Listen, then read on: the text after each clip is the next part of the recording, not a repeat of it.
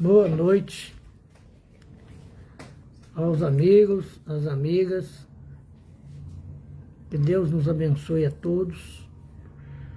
Vou aguardar a presença de alguém para me dizer se estamos bem de imagem e de sonoridade.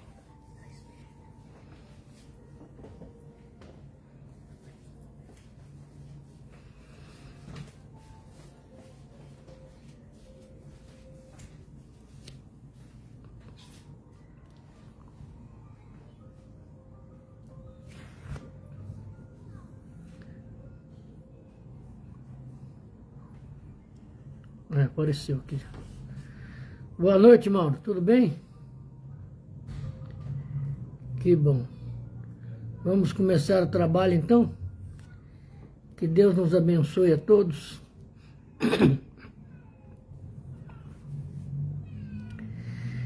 Vamos agradecer ao Pai a oportunidade que se renova. Agradecer ao Pai porque estamos findando um ano letivo espiritual. Boa noite, Calu, Cossalter, Silvana, Cristina. Agradecer ao Pai por ao menos termos nos comportado como aquele aluno interessado no aprendizado. Como aquele aluno que quer descobrir coisas novas. Agradecer a Jesus a oportunidade do Espiritismo no mundo, lembrar que Jesus, na figura do Espírito da Verdade,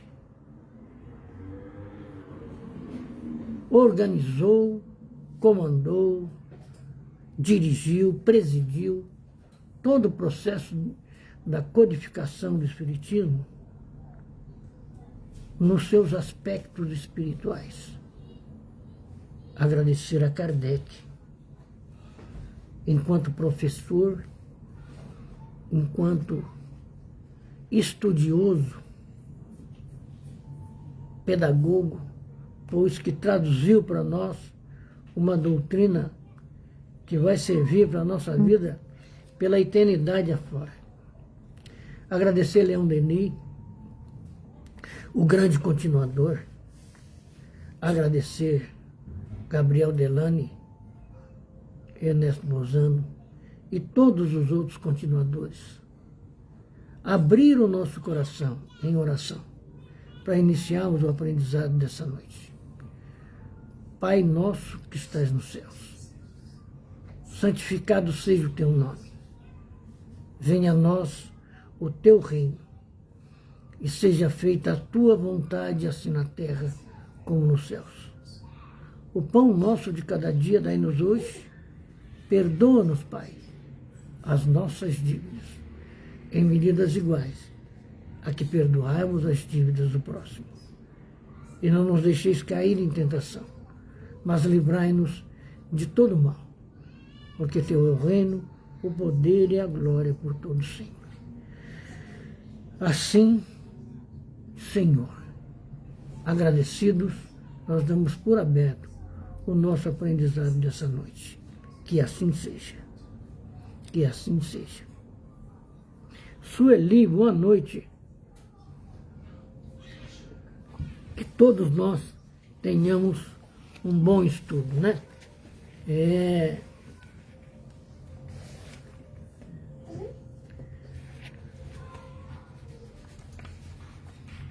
Valdemária, boa noite. Nós vamos então hoje fazermos um resumo com algumas informações novas, né, do que foi esse nosso aprendizado durante as 9 aulas já passadas. Hoje estamos, por coincidência, na 10ª aula, né?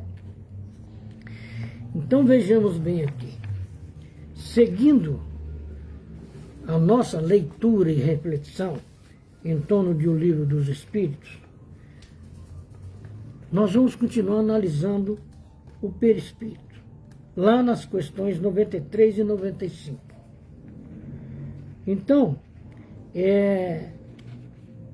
O Kardec, além disso, anota em O Livro dos Médiuns: no conhecimento do perispírito está a chave de inúmeros problemas até hoje insolúveis.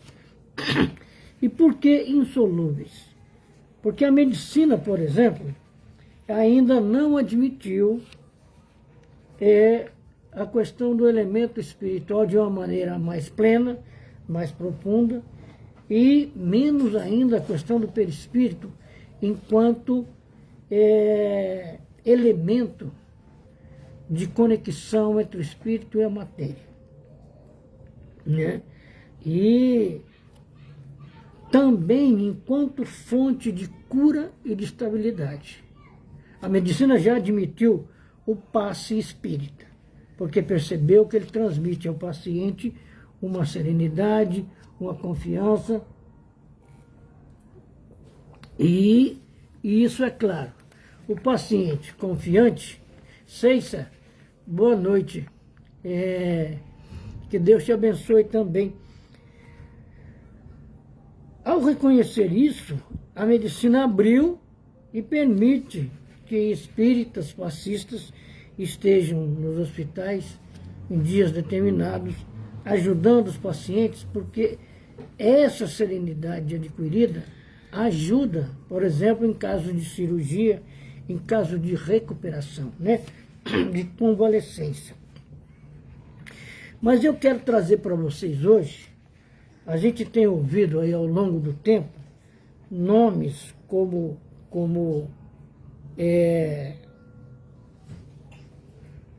aura, como modelo organizador biológico, nomes desse jeito, corpo fluídico, né? Então, o próprio Paulo, o grande discípulo, né, escreveu aos Coríntios, na sua epístola 15,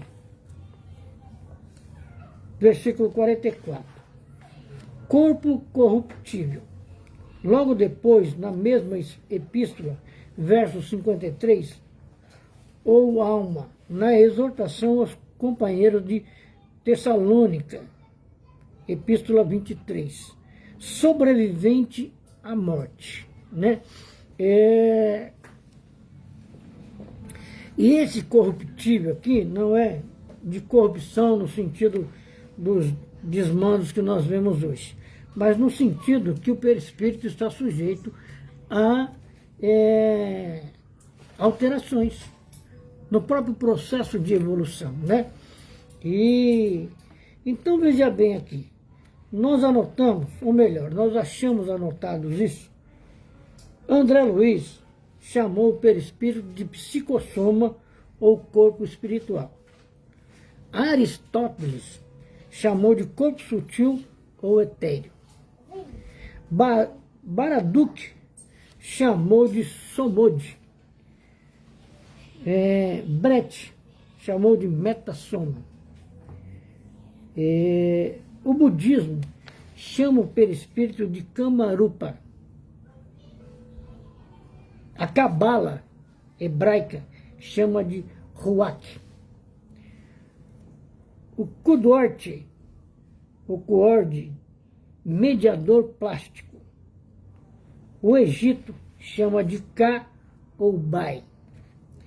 A Grécia chama de Eidolon, Okema ou Feroer. Henrique Rodrigues, que é um estudioso, corpo estruturador da forma. Hernani Guimarães Andrade, que todos nós conhecemos, ou pelo menos precisamos conhecê-lo, chamou de modelo organizador biológico, que é, entre parênteses, o MOB. A Védica indiana chama de Manomaya Kosha, ou Linga Sharira. Leibniz chamou de corpo fluídico. Na extinta União Soviética, os cientistas o denominavam corpo bioplásmico e corpo energético. Neognósticos chamou de aerossoma. Orígenes chamou de aura. Paracelso, corpo astral ou corpo sidéreo. Eidolon chamou Pitágoras, ou carne sutil da alma. Olha, ao detalhe que o Pitágoras conhece aqui, aliás, expõe aqui, carne sutil da alma. Isso é uma referência à própria materialidade do perispírito, a quinta essência que nós já sabemos na composição do perispírito. Magnetismo, eletricidade e matéria quintessenciada. Proclo chamou de veículo da alma. Tertuliano, corpo vital da alma.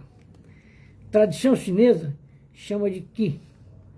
O Zen de Avesta dos persas chama de Baodas. E todos esses nomes, apenas então somente uma interpretação de cada país, de cada estudioso, e o Kardec veio simplesmente e definiu perispírito, o elemento sutil que circunda o corpo, né?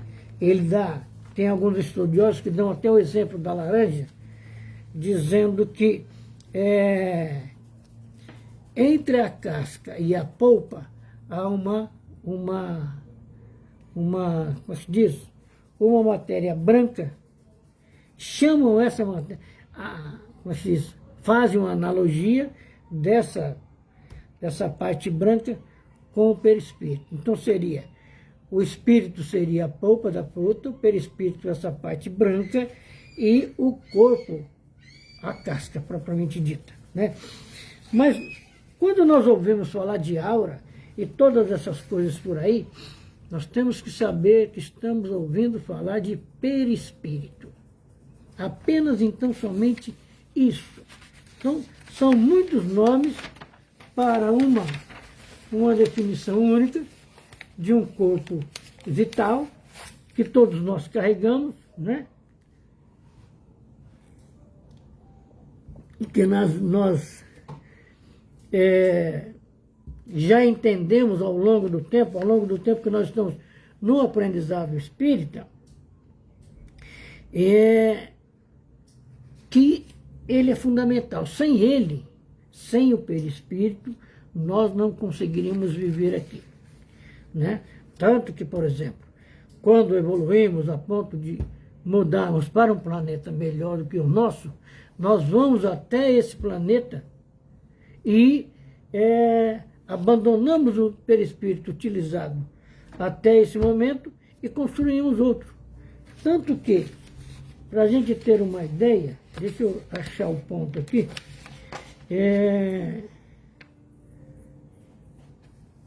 um minutinho aqui, que o perispírito é uma fonte de energia que se acumula em torno de uma estrutura inteligente que é o espírito. E essa fonte de energia, que nós sabemos constituída de magnetismo e eletricidade, adquire no fluido universal, né, o seu perispírito para poder atuar sobre a matéria. Atuar sobre a matéria quer dizer encarnar e utilizar o corpo da menor maneira possível, né? E então o perispírito e o corpo podem ter origens diferentes. Quem se arriscaria a responder para nós aí? O perispírito, ou corpo fluídico dos espíritos, é um dos mais importantes produtos do fluido cósmico. É uma condensação desse fluido em torno de um foco de inteligência ou alma. Este é o perispírito. Então, imaginarmos no mundo celeste, por exemplo, se tivéssemos a oportunidade de visitar um mundo desse, nós não veríamos criaturas como nós, porque os espíritos lá não precisam mais de nenhuma forma humana. apresentam apenas tão somente como luz. Em mundos inferiores a esse, então, a identidade é a identidade humana. E aí aparece o nosso amigo perispírito. Jorge Affolli, boa noite. Edna Lima, boa noite.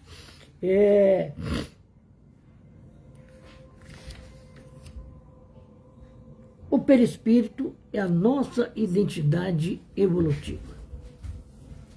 E ele, como espírito, ele vai ganhando aspectos e condições e recursos e ferramentas mais evoluídas, mais abrangentes, no sentido de ajudar mais e mais o espírito.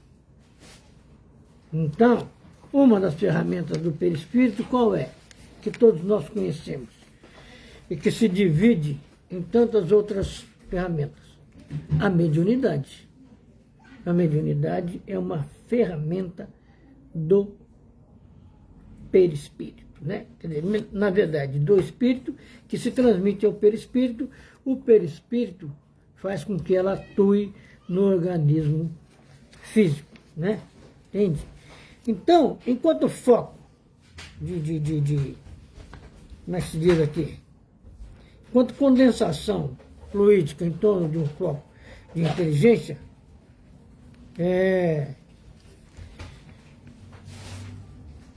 ele, perispírito, e o corpo têm a mesma origem. Boa noite, Sandra de Cássia. Ou seja, os dois são derivados, são produtos derivados do fluido universal, né? Veja aqui. Também o corpo carnal tem o seu princípio de origem nesse mesmo fluido condensado e transformado em matéria tangível. No perispírito, a transformação molecular se opera de maneira diferentemente, porque o fluido conserva sua imponderabilidade e suas qualidades etéreas. Já no corpo não tem essa imponderabilidade. O corpo perispírito e o corpo carnal têm, pois, origem no mesmo elemento primitivo. Ambos são matéria, ainda que em dois estados diferentes.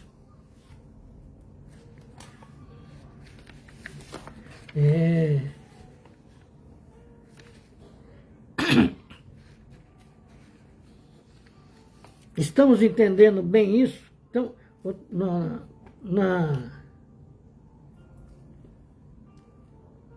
Jorge Affolli, todos somos médiums. O que difere é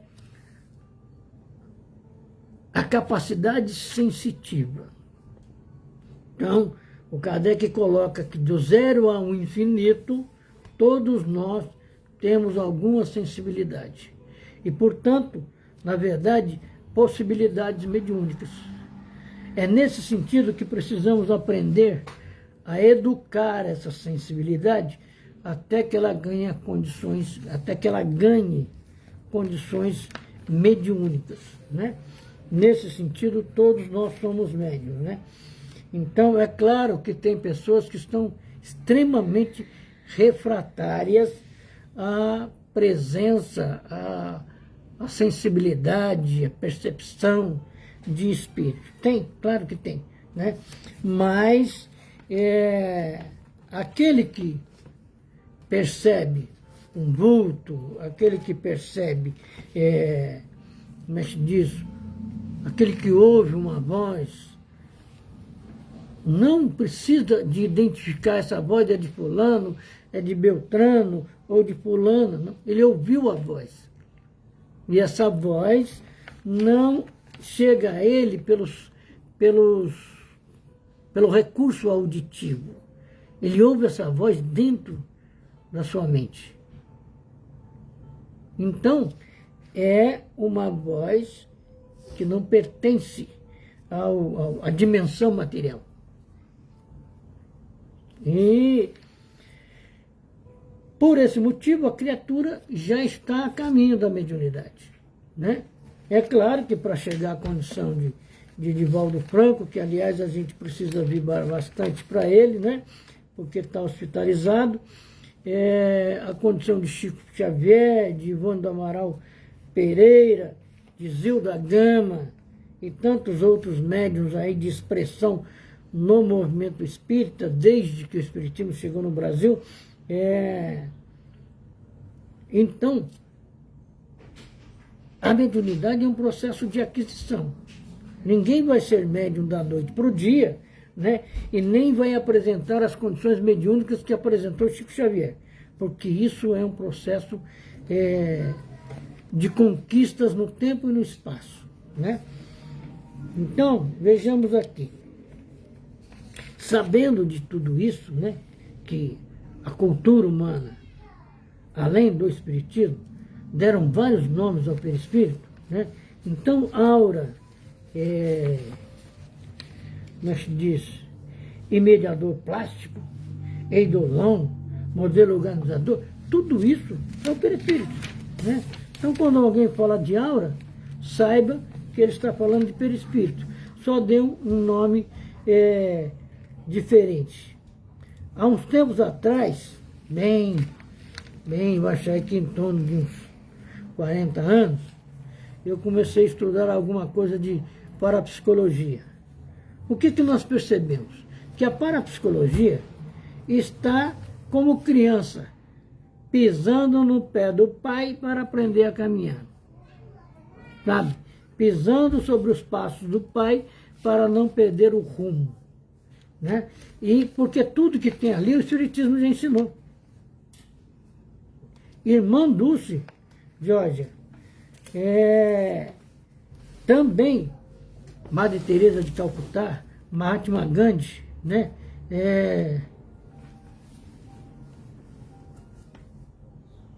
Sim, alguém perguntou se essa voz poderia ser o mentor. Pode, mas até nós identificarmos como mentor, nós vamos levar algum tempo, porque é preciso um espírito. A gente não identifica apenas então somente pelos seus fluidos, mas principalmente por aquilo que ele pensa, por aquilo que ele transmite a nós pelo pensamento, né? Identificar o pensamento do espírito é fundamental, até para não sermos enganados. Calu, eu não conheço Isabel Solomão, você podia explicar para mim, por favor?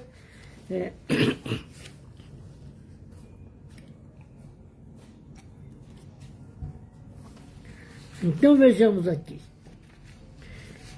Vamos voltar à questão das funções do perispírito, né? E ir um pouquinho mais fundo. O perispírito, catalisador das energias divinas. Olha a importância de descobrirmos todos os recursos do perispírito, né? Porque ele catalisa tudo que vem das estruturas divinas, das raízes divinas, né? Da misericórdia divina, da bondade divina. O perispírito assimila. É encarregado de transmitir e plasmar no corpo as ordens da mente, que procedem do espírito. Então, quando a gente tem aquelas sensações, aquelas percepções, que de pronto, assim, de imediato, não identificamos a origem. Aliás, origem é uma coisa que a gente não precisa se preocupar de imediato. Nós vamos estudar essa origem. Nós vamos analisar. Essa é a função do médium, de saber com quem ele está lidando. Porque o que nós temos que ter em mente em matéria de mediunidade? Tanto o espírito superior quanto o espírito inferior, tanto o espírito bom quanto o espírito maldoso, eles trabalham com o mesmo elemento que chama-se fluido universal. Então, o médium, ele vai sentir essas vibrações do fluido perispiritual e identificar se há nisso bondade ou maldade. Exatamente, Georgia. Espíritos brincalhões, nós temos que ter muito cuidado com isso, né? Porque eles vão apresentar informações que parecem verdade, os chamados sofismos, né? E tudo isso nós vamos perceber através do perispírito nesse processo de catalisação. O que é o catalisador? Não é só aquele elemento químico que tem no carro, não. É uma substância capaz de acelerar uma reação sem sofrer alteração. Isto é, não é consumido durante a reação. Então, quando nós percebemos a presença de um espírito, nós não vamos nos transformar naquele espírito.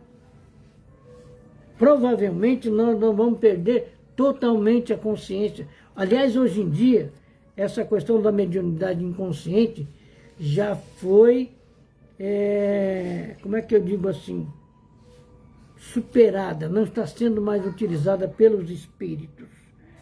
Porque o médium hoje tem que ter muita consciência, ele tem que ter consciência do conhecimento espírita. Alcione, boa noite, tudo bem contigo? Porque a consciência da relação com o mundo espiritual. Nós temos que saber com quem nós estamos lidando, com quem nós estamos nos relacionando, né? Então, veja, agora nós vamos entrar num outro campo aqui, olha. Esse catalisador é importante a gente saber porque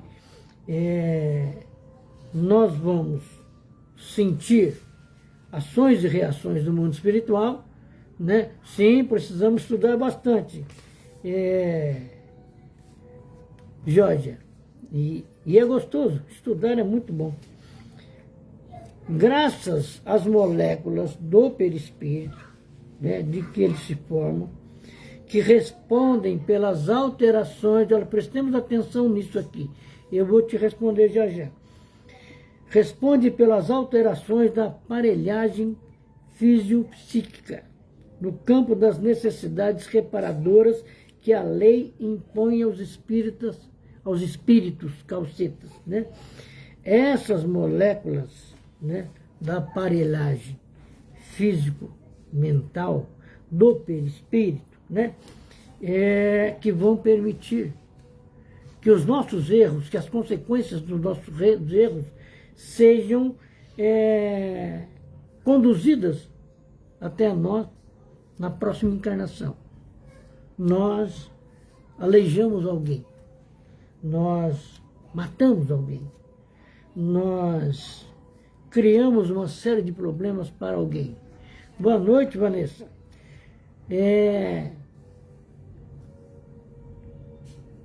A nossa relação com a vida, a nossa relação com a matéria, a nossa relação com o mundo espiritual, tudo o perispírito vai registrando. E aí, quando a gente volta, nós vamos trazer as consequências disso. E vamos sofrer no corpo os efeitos disso, né? Kossalter, quando via pessoas já desencarnadas, eu falava que via vulto. E quando eu olho para alguém vivo e vejo um contorno mais claro de alguns centímetros, eu falava que via halo. Tudo então é o perispírito. Exatamente, tudo é o perispírito. Entende? Em relação a esse contorno que você está vendo. O vulto, é claro, é um espírito que você está percebendo. Independente de identificar, não, é um espírito.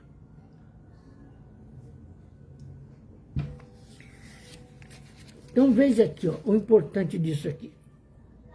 Graças à sua complexidade, conserva intacta a individualidade através da esteira das reencarnações. Nós podemos utilizar vários, 1000 anos. Se a gente fizer um cálculo assim bem primário, em 1000 anos nós podemos estar aqui pelo menos 5 vezes. Se vivemos 100 anos aqui, 100 anos no mundo espiritual. Só para fazermos um cálculo. Nessas 5 vezes, a nossa identidade não se perde. A identidade do espírito. Nós mudamos de corpo, mas não mudamos a identidade. Olha aqui, ó. Conserva intacta a individualidade através da esteira das reencarnações e se faz responsável pela transmissão ao espírito das sensações que o corpo experimenta, como ao corpo em forma de emoções procedentes das sedes do espírito. Então, há uma troca. Tudo que o corpo percebe, o perispírito transmite ao espírito. Tudo que o espírito percebe, ele transmite via perispírito ao corpo, né? Em perfeito entrosamento de energias entre os centros vitais ou forças que controlam a aparelhagem fisiológica e psicológica e as reações somáticas que exteriorizam os efeitos do intercâmbio. É por isso que nós podemos sentir todas as dores e sofrimentos de um espírito que se aproxima da gente, né? Exatamente, Sueli. Nem todos os médiuns terão o mesmo, o mesmo tipo, a mesma modalidade mediúnica, porque isso depende de condições morais, de condições de compromisso, isso depende de estruturas sensíveis para que seja determinada essa mediunidade. Só que tudo isso a gente trata antes de vir para cá. Aqui no mundo material, nós vemos o efeito como se diz, desse trabalho que é pelo qual a gente passa antes de reencarnar. A mediunidade para nós aqui é um efeito de estudo e de práticas no mundo espiritual. Prática no sentido de ver, de conhecer a fundo, né, essa mediunidade. E aqui a gente tem esses efeitos. A ação dos espíritos sobre a nossa estrutura perispiritual é permitido pelo efeito do aprendizado de ontem no mundo espiritual, né? E nós vamos ver que toda essa relação entre perispírito e os centros vitais vai passar pelos chakras, pelo coronário, todos esses chakras que nós conhecemos, cerebral, frontal, laríngeo, cardíaco, esplênico, gástrico, tudo isso são centros de percepções e centros de força. Quando vai aplicar um passe, o passe magnético, ele vai depender do quê? Da força espiritual do médium, da força psicológica do médium. O passe espiritual depende do espírito, né? Então, agora, como a Sueli está colocando aqui, nem todos serão iguais, os passes também terão diferenças. É onde, por exemplo, um médium passista pode transmitir serenidade, calma. Apenas então somente isso. Outro vai transmitir forças curativas. Entende? Então, nós temos que estar atentos. Entra numa câmara de passe. Você está com uma dor de cabeça e acha que alguém lá dentro vai te curar. Você vai exatamente na cadeira de um médium que vai transmitir serenidade. Você vai continuar com a dor de cabeça por algum tempo. Se você tiver fé naquilo que aconteceu ali, a serenidade vai diminuir até extinguir a sua dor de cabeça. Porque o que você está precisando é de calma, é de serenidade, não é de remédio espiritual.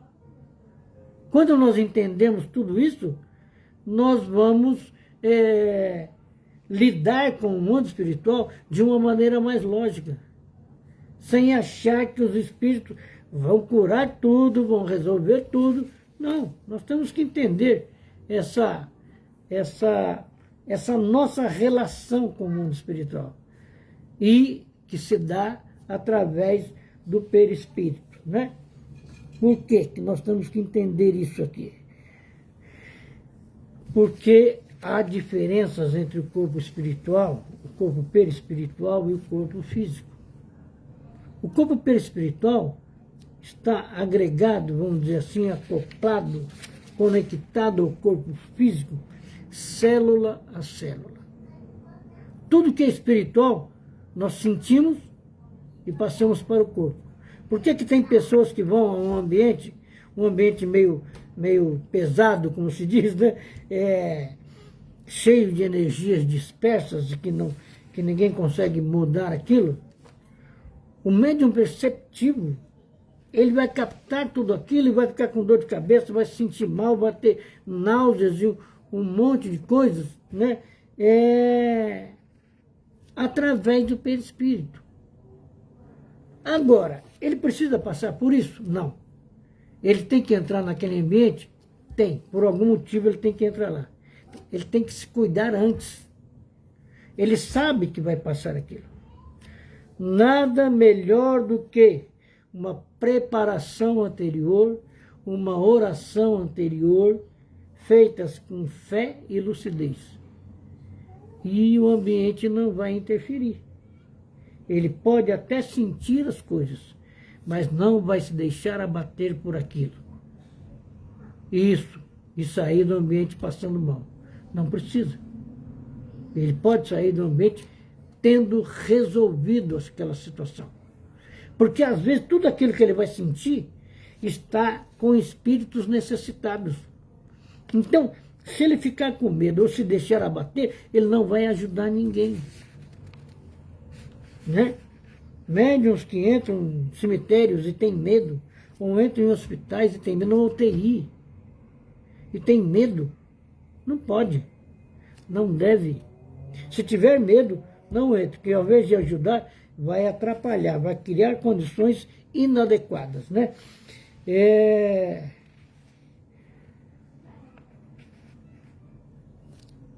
Basicamente, assim, como é que eu digo assim? Em termos estruturais, o perispírito é um corpo penetrável e penetrante, elástico, emissor, por excelência, plástico e absorvente. Por causa dessas condições essenciais, é que nós vamos sentir um ambiente ruim e um ambiente saudável. No ambiente saudável, é por isso o Divaldo Franco, que no começo da mediunidade dele, ele sempre dizia isso aí, que ele ia numa festa de casamento, ficava mais feliz do que a noiva. Ele ia visitar alguém num hospital e ficava sentindo todas as sensações das doenças que tem ali dentro. O equilíbrio, a serenidade, né, é tarefa que o médium não pode deixar de se cuidar, de maneira nenhuma, entende? Por causa dessas condições. A condição de penetrabilidade continua com o espírito encarnado, porque ele vai ter a condição penetrante, ele pode penetrar nas estruturas psicológicas de alguém e perceber isso ou aquilo. Também tem que ter muita educação, ele vai perceber e não vai sair falando, ó, isso, aquilo, fulano. Não. Você vai orar.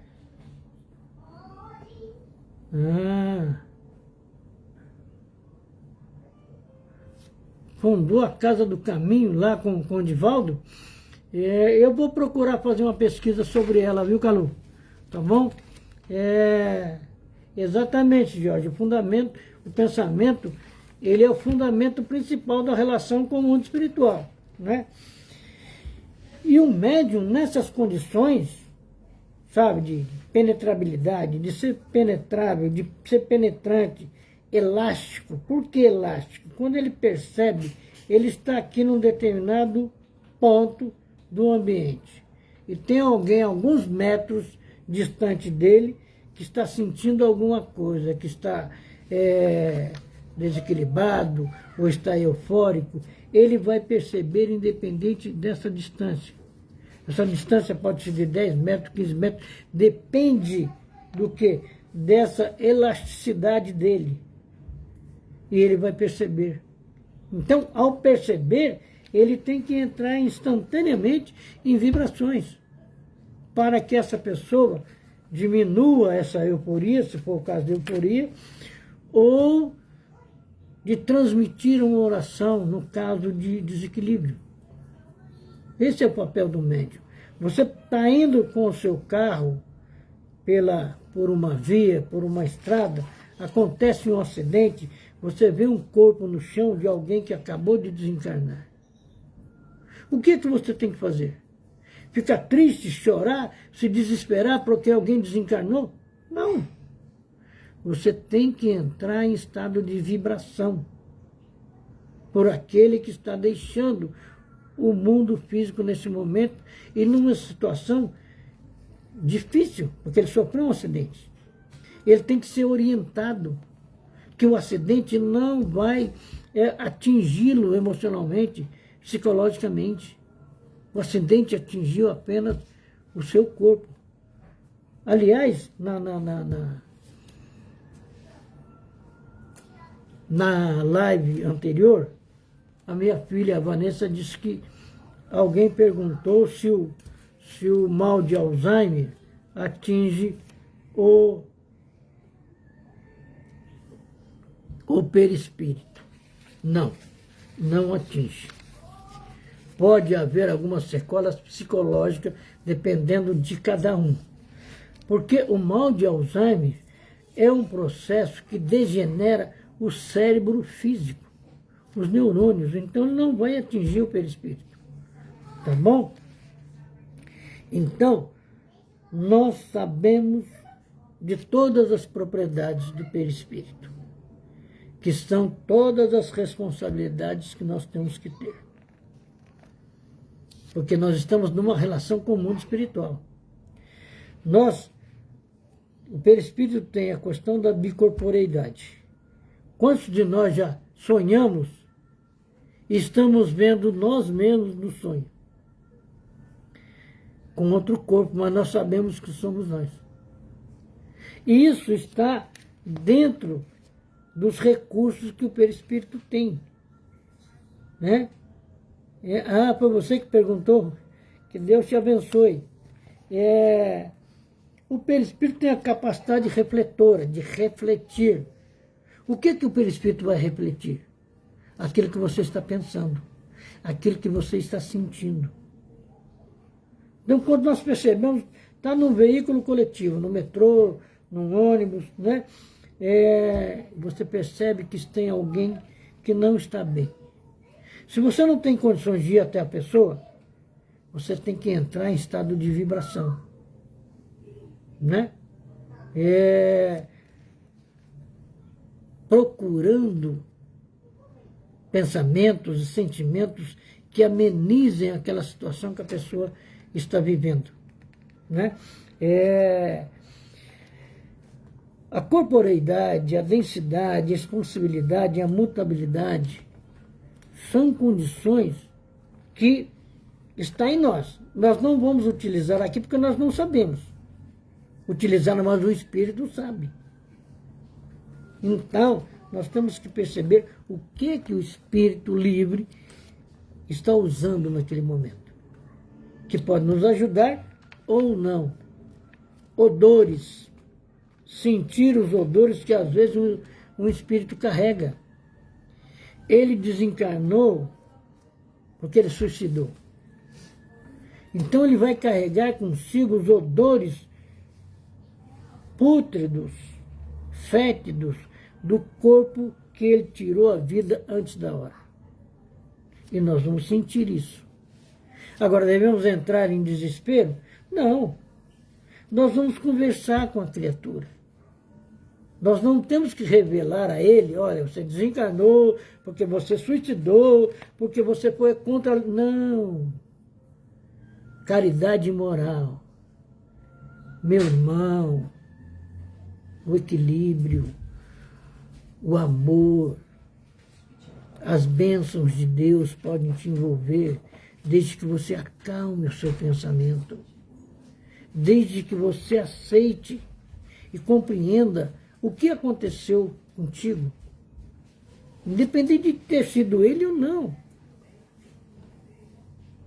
Mudar o nosso modo de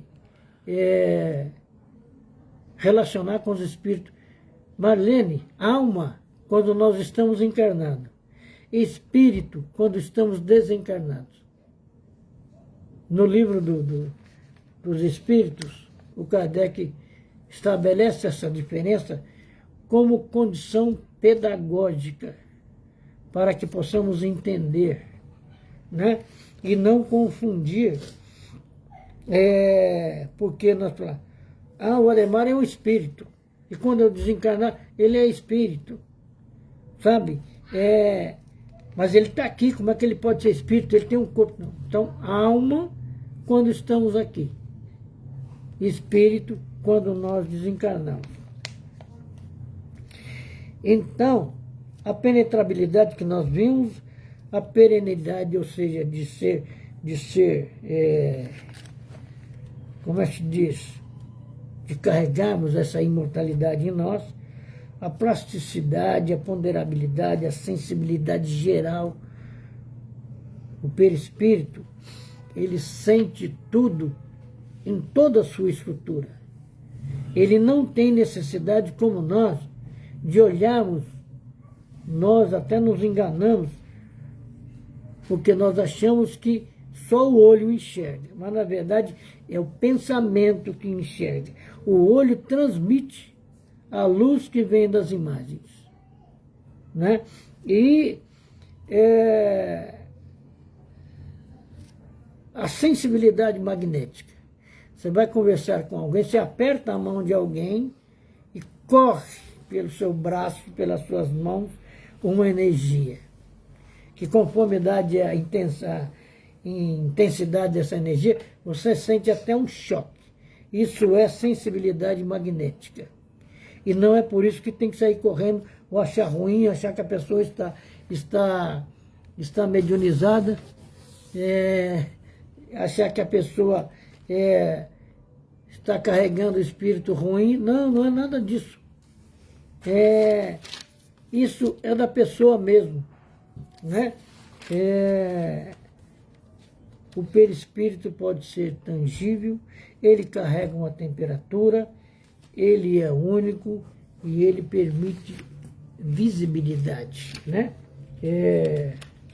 Então veja bem aqui, nós estamos chegando ao final. O perispírito do reencarnante pode influenciar de algum modo na escolha do gameta masculino que fecundará o óvulo. O gameta é o danado do espermatozoide, né? Por ocasião do processo de reencarnação, quando, por ocasião da reencarnação, o espírito é encaminhado por necessidade evolutiva, né? Aos futuros genitores.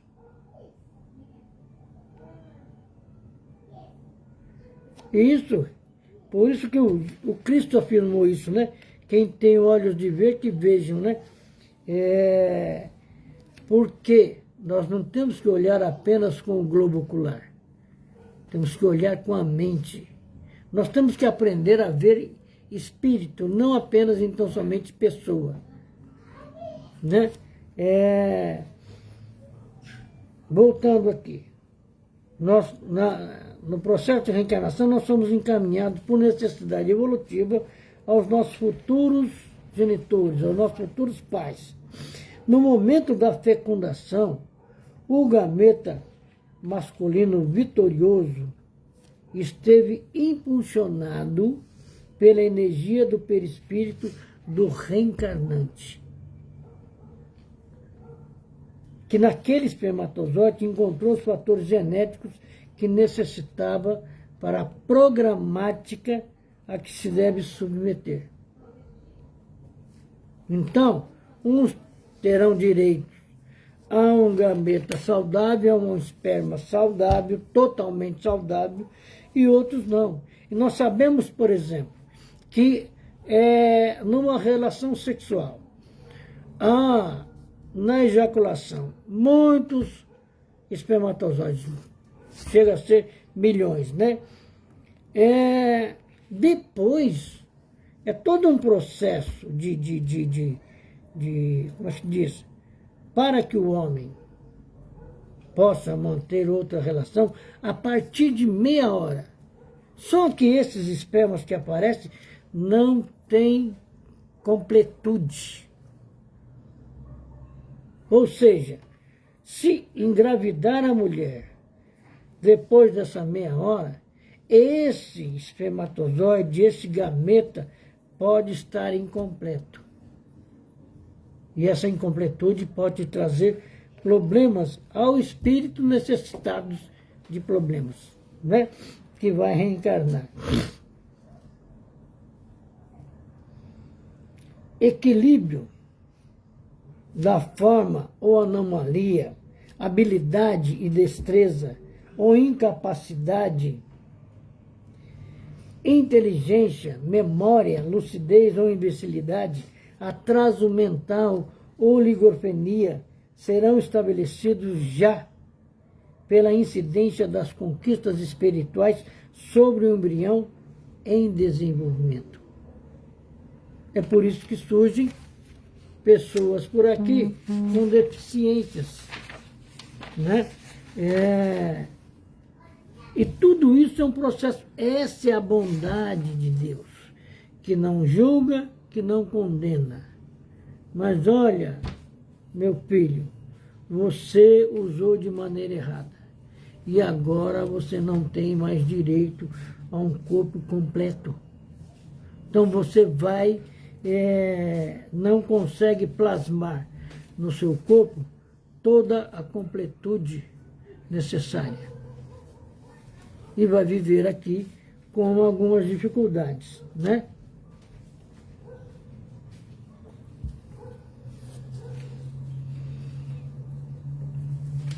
Então, aqui, ó, para a gente entender e finalizar.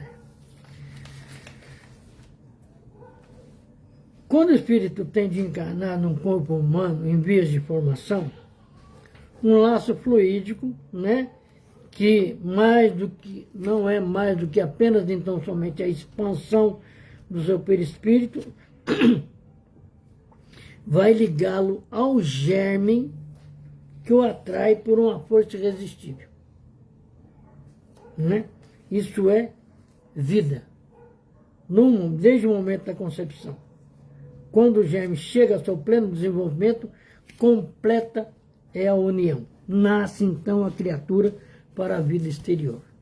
Por um efeito contrário, a união do perispírito da matéria carnal, que se efetuará lá atrás, né, sob a influência do princípio vital do germe, cessa. Desde que esse princípio deixe de atuar em consequência da desorganização do corpo. Isso se chama morte. Então, quando alguém morre, é o corpo que se desorganizou. E o espírito aproveita para fugir. Teve um especialista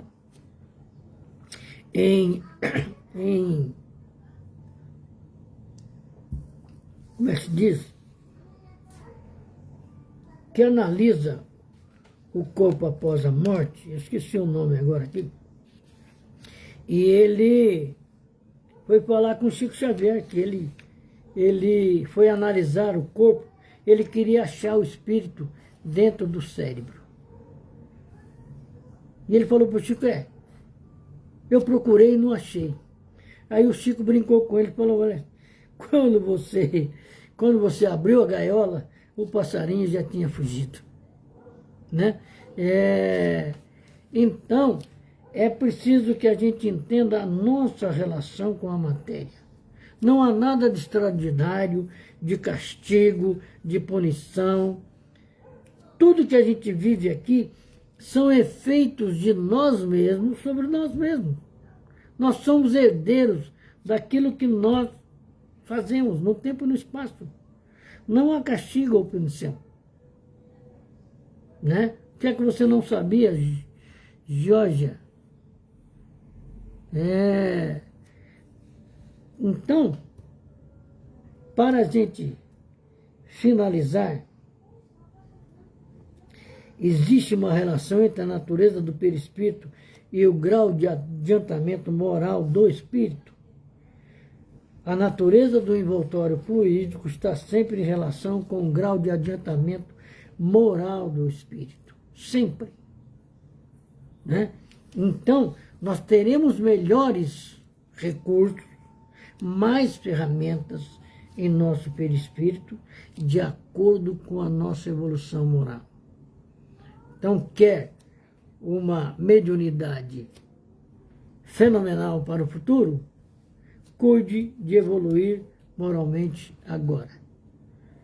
Né? Porque evolução mediúnica exige de nós compromisso moral, compromisso espiritual. O que é que nós vamos fazer com essa mediunidade? Hoje nós estamos vendo aí pela internet um monte de médiums, que até onde a gente não sabe, videntes, e eles só conseguem enxergar o que é ruim. A doença de um, a morte do outro, que nem sempre acontecem. Agora, por que médium vidente tem que sempre estar vendo morte, desastre? Por que ele não consegue ver o equilíbrio, a serenidade, a vitória, a conquista? Né? Ele pode sim, depende dele. Ele está olhando apenas o mal, a dor, o sofrimento. E o mundo espiritual não é apenas isso. Isso de dor, de sofrimento, está no umbral.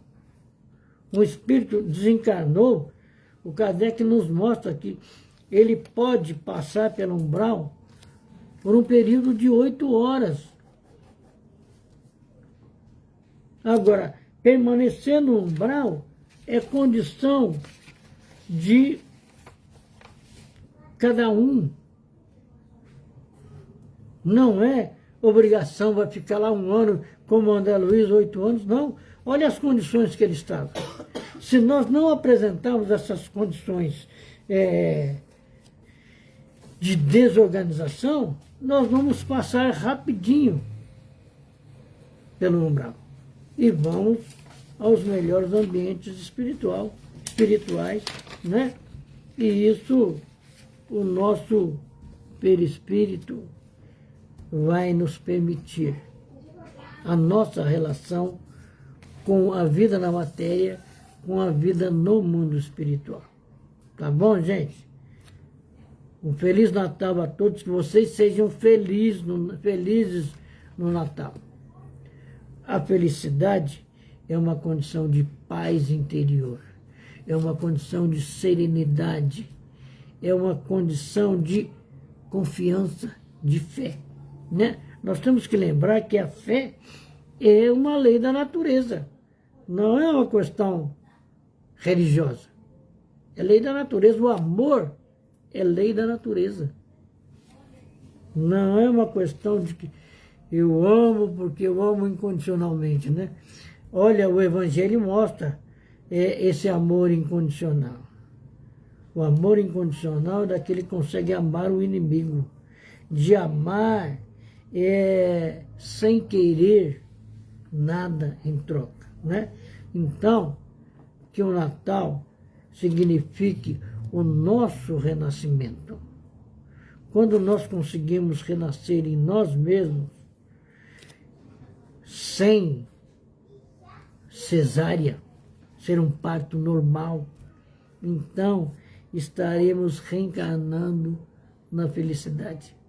Que Deus abençoe a todos vocês, que o ano novo sejamos nós novos no calendário.